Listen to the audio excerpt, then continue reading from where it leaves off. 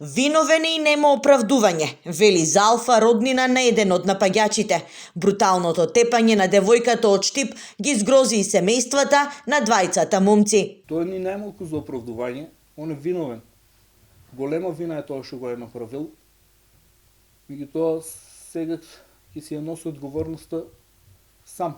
Насилството создава насилник. Вака разговорот го продолжува нашиот соговорник, кој по смртта на таткото на еден од напаѓачите почнал да се грижи за него и неговиот тогаш малолетен брат. Од секогаш бил проблематичен, за разлика од брат му, кој откако наполнил 18 години, веднаш почнал да работи и да ги издржува. Роднината објаснува дека честопати го советувал, но и укорувал за лошиот нарав. Напатени се многу. Они сами знаат како се израснале. И децата се немат никакво советување, немаше кој да ги советува.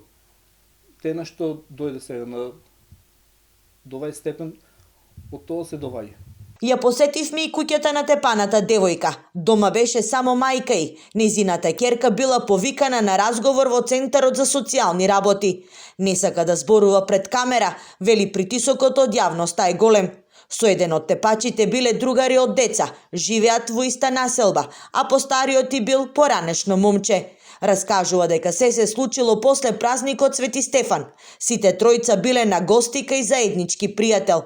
Почнале да ја тепаат веднаш откако излегле од домот на пријателот. Ова е влезот каде што пред 2 месеци брутално била нападната 21-годишната штипјанка.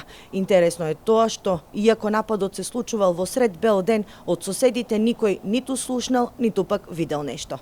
Жителите на зградата згрозени од она што пред 2 месеци се случувало во нивниот влез. Изненадени ли бевте од тоа што видовте што се случувало во вашата зграда? Секој случај не цивилизирано, не е човечки. Дали видовте што се случувало во вашата зграда? Слушнавте ли тогаш? Не, на работа. Насилниците добија 8-дневен притвор и денес беа однесени во затворот во Куманово.